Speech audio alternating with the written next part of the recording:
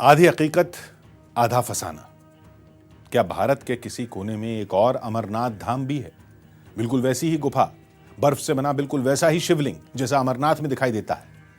वैसे तो हिंदू पुराणों में ऐसे किसी शिवलिंग का जिक्र नहीं मिलता, लेकिन कुछ रोज पहले भारत तिब्बत सीमा पर रहने वाले कुछ लोगों ने हमसे संपर्क किया और हमें एक अद्भुत शिवधाम के बारे में बताया। लोगों ने कहा कि हिमालय की गोद में एक गुफा है और उस गुफा में महादेव के सैकड़ों रूप प्रकट होते हैं, यानी बर्फ से बने तमाम शिवलिंग। सिर्फ महादेव ही नहीं, उस गुफा में बर्फ से बनी नंदी देव की प्रतिमा भी दिखाई देती है। लोगों के दावे सुनकर हमें भी ताज्जुब हुआ और हम इस कहानी की तलाश में निकल पड़े, वो भी एक ऐसे सफर पर जिसके हर मोड़ पर शायद जिंदगी हमारा इम्तिहान ले रही थी।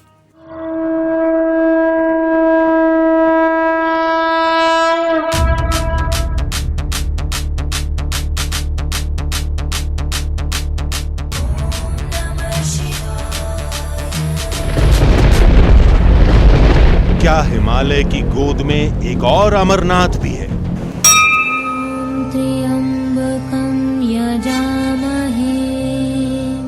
क्या अमरनाथ से भी बड़ा, अमरनाथ से भी ज्यादा अद्भुत कोई और शिवलिंग भी है? अगर है तो इसका जिक्र पुराणों में क्यों नहीं हुआ?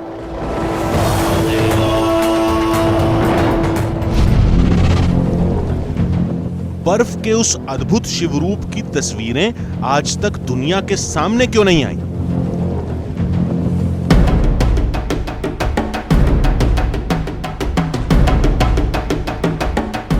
ऐसे ही तमाम सवालों से जूझते हुए हम देश के आखिरी छोर तक आ पहुंचे थे, जहां से हमारी मंजिल सिर्फ चंद कदमों के फासले पर थी, यानी महादेव की एक अद्भुत गुफा और उस गुफा के भीतर बर्फ से बना महादेव का एक प्राकृतिक और विशालकाय शिवलिंग। कोई इसे बाबा बर्फानी कहता है तो किसी का दावा है कि यहाँ पर साक्षात शिव विराजमान है। नमस्कार, मैं हूँ दीपक बिष्ट। उत्तराखंड के भारत तिब्बत सीमा पर आखिरी गांव है नीति।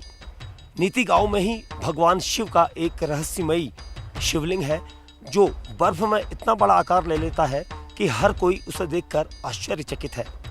हम भी इस सच को जानने के लिए दिल्ली से भारत के इस आखिरी गांव में आए हैं। तो चलते हैं और सच जानते हैं कि आखिर इतना बड़ा और लंबा शिवलिंग कैसे है। महादेव की वो अद्भुत गुफा, वो विशालकाय शिवलिंग इस मोड़ से अब भी दूर था, लेकिन इस पड़ाव तक आते आते हमें उस सवाल का जवाब मिल चुका था कि आज तक उस शिवलिंग से जुड़ी कोई कहानी दुनिया के सामने क्यों नहीं आई। जवाब था वो भयानक रास्ता जिससे होकर हम यहां तक पहुंचे थे। इसलिए ये कहानी भी हम यहां से नहीं, थोड़ा पहले से शुरू करते हैं।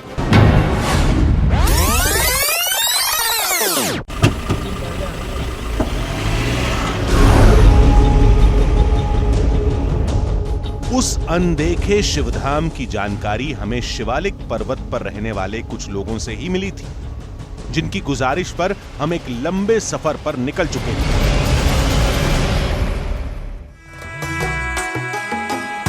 उत्तराखंड की खूबसूरत वादियों के बीच हमारा सफर जारी था। नीचे गंगा की धारा थी और सामने हिमालय की बर्फीली चोटियां। जोशीमठ तक आते आते हमें अपनी मंजिल की पहली झलक मिली। उन चोटियों को देखकर इतना अंदाजा लग चुका था कि आगे का सफर आसान नहीं होगा। पता चला कि उस चोटी पर सेना और आईटीबीपी के जवानों के अलावा कोई नहीं रहता। थोड़ी देर में बर्फीला रास्ता शुरू हो गया। तभी तेजी से बदलता मौसम एक बड़ी मुसीबत बनकर सामने आया।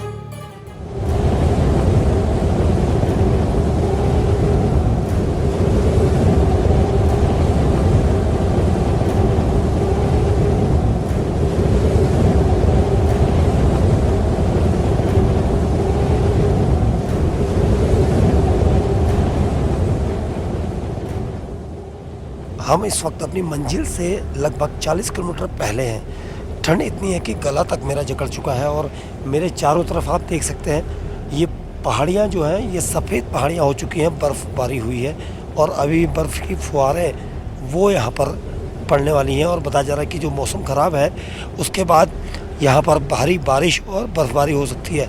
लेकिन हमें जहाँ पर जाना है वो अभी काफ़ी दूर है, तो हम यहाँ ज़्यादा देर ना रुकते हुए अपनी मंजिल की तरफ आगे बढ़ेंगे।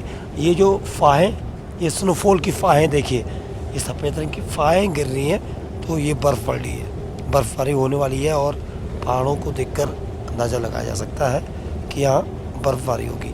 तो अब जो है हम अपनी मंजिल की तरफ आगे बढ़ेंगे।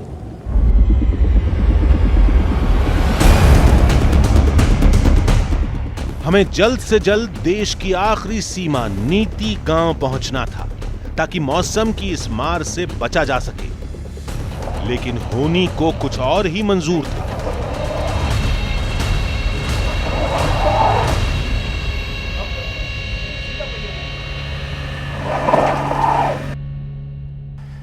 हम इस वक्त नीति से 30 किलोमीटर दूर हैं। नीति गांव आने तक हमारी हालत बहुत ख़राब है क्योंकि मौसम अचानक बदल चुका है और मौसम के मिजाज के बाद ये बर्फ़बारी हो रही है। आप देख सकते हैं चारों तरफ बर्फ़बारी हुई है और अभी हमारी गाड़ी का जो टायर है, एक टायर हमारा पहले पंचर हो गया और ये दूसरा टायर ये पूरी तरह से फट गया है। यहाँ पर देखिए, क्योंकि अब यहाँ ना टायर बनाने वाला है और ना ही कोई और, क्योंकि यहाँ से नीति भी बहुत दूर है, वहाँ तक जाना असंभव है। अभी हमने ट्रैक देखा तो वो सामने आपको मैं पहाड़ दिखाऊंगा, वो पहाड़ टूट पड़ा है मौसम ख़राब होने की वजह से, वो पहाड़ टूटा है जिसकी वजह से सड़क अब आगे को बंद हो चुकी है। ये ब्लॉक हो चुका है रास्ता, यहाँ पर दूर दूर तक कोई नहीं है। अब हमारे पास भी ऑप्शन ये नहीं है कि हम कैसे वापस जाएं, क्योंकि बर्फ़बारी हो रही है, मौसम ख़राब है और उस पहाड़ी के टूटने के बाद अब ये पहाड़ी का रास्ता लगभग 15 से 20 दिन तक बंद हो चुका है।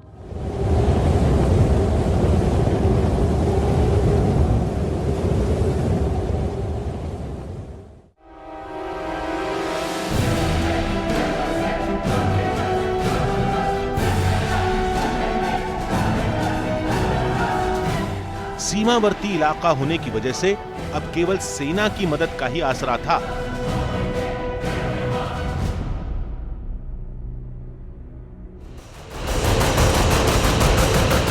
हम किसी तरह फोन पर सूचना भेजने में सफल रहे। पीछे की चौकी से रेस्क्यू टीम भी तुरंत निकल चुकी थी, जिसके अगले दिन ही पहुंचने की उम्मीद थी। इस सुनसान इलाके में टीम के साथ अकेले इंतजार करने के अलावा कोई रास्ता नहीं था।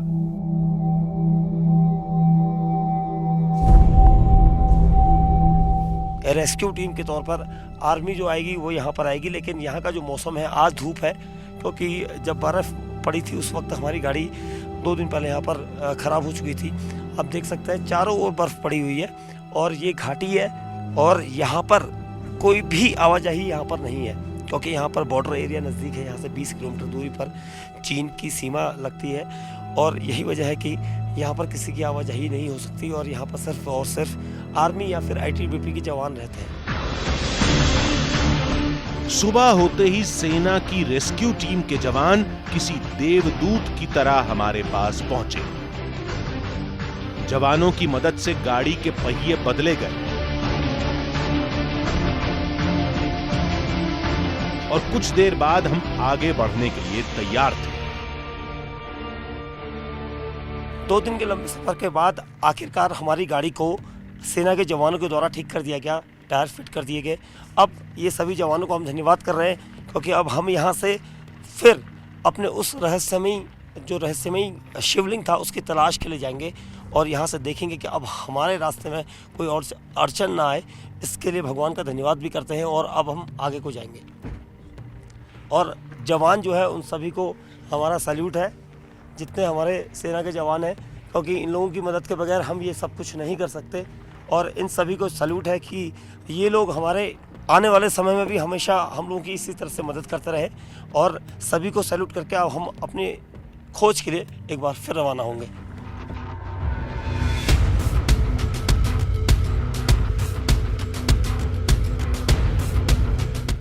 उस रहस्यमयी शिवलोक की चोटी लगातार हमारी आंखों के सामने थी। जहां अमरनाथ से भी बड़े कुदरती शिवलिंग बनने का दावा किया जाता है। फिर एक मोड़ पर हमें गाड़ी का साथ छोड़ने के लिए मजबूर होना पड़ा। हम इस वक्त बंपा गांव पहुंच चुके हैं और बंपा गांव के बाद जो दूरी है वो अभी काफ़ी दूर है यहाँ से नीति गांव, क्योंकि यहाँ से लगभग 40 से 45 किलोमीटर और दूर जाना है। और वहीं दूसरी तरफ जो सड़क है ये बर्फ़ यहाँ जम चुकी है और इस बर्फ़ में हमारी गाड़ी के टायर स्लिप करेंगे और ख़तरा भी बहुत ज़्यादा है, क्योंकि जब हमारा शूज़ इस तरह से स्लिप कर रहा है तो उसके बाद लगता नहीं है कि हम अपनी गाड़ी में यहाँ से जा पाएंगे। अब यहाँ से लेकर हमें गमशाली तक पैदल जाना होगा और गमशाली के बाद वहाँ से भी आगे हमें ट्रैकिंग ही करनी होगी। चंद घंटे की ट्रेकिंग के बाद गमशाली गांव हमारे सामने था। इस गांव में आईटीबीपी यानी इंडो तिब्बत बॉर्डर पुलिस की चौकी भी थी। आगे कहीं भी कभी भी बर्फीले खतरे से सामना हो सकता है, लिहाजा मदद के लिए आईटीबीपी की एक टीम हमारे साथ चलने के लिए तैयार हो गई। बर्फ से ढके रास्ते पर एक गलत कदम सीधे मौत की खाई में धकेल सकता था। इस समय हम नीति से लगभग 4 किलोमीटर और अभी दूरी पर हैं और ये बर्फ़ में जिस प्रकार से हम चल रहे हैं आप देख सकते हैं बहुत ख़तरनाक रास्ता है।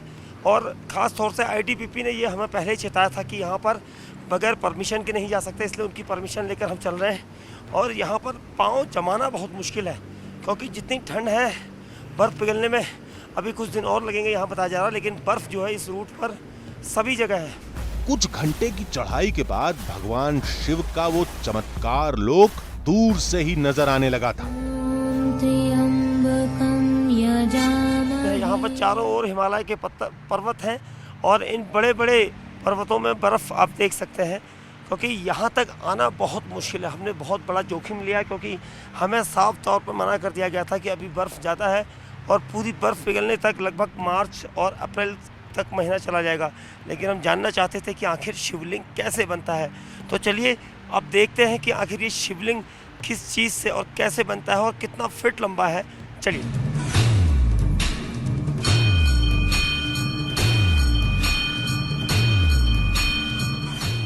गुफा के बाहर का नजारा अद्भुत था। झरने का गिरता पानी, गुफा से टपकती बूंदें, हर चीज बर्फ का आकार ले चुकी थी।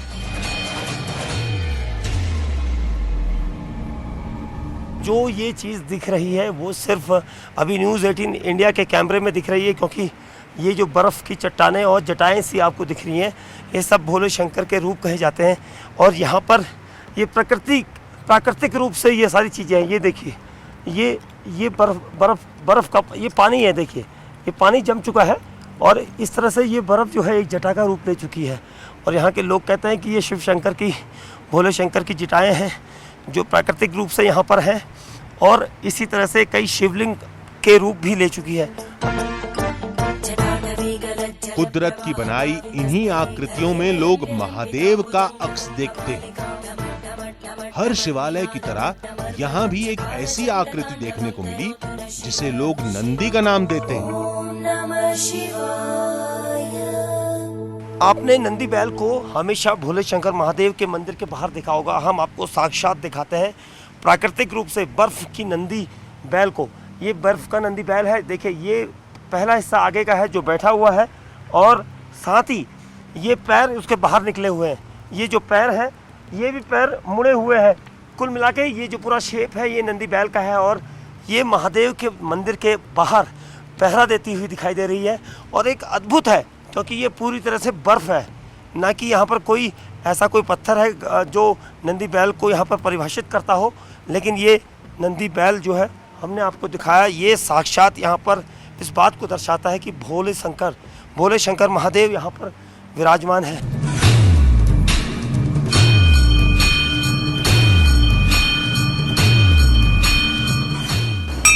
और ऊपर जाने पर हमें मुख्य शिवलिंग भी नजर आया जो एक छोटी गुफा के अंदर कुदरती तौर पर बर्फ से बना था। ये शिवलिंग बिल्कुल अमरनाथ धाम जैसा ही था। ऊंचाई भी करीब उतनी ही थी। बताते हैं कि गुफा की छत से बहता पानी सर्दियों में बर्फ का रूप ले लेता है और गर्मी शुरू होते ही यहाँ हर साल ऐसा ही शिवलिंग उभर कर सामने आता है।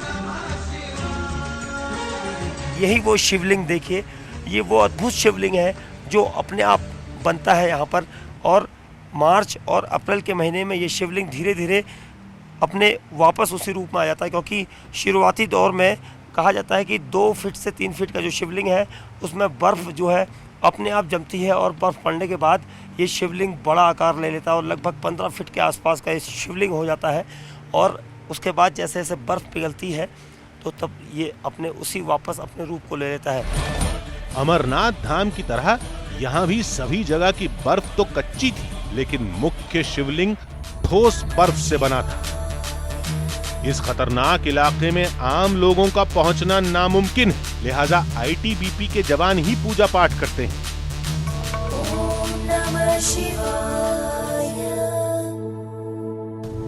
नीति गांव के शिवलिंग को अमरनाथ के बराबर दर्जा दिया जाता है। दोनों का निर्माण कुदरती है और आस्था में भी कोई फर्क नहीं।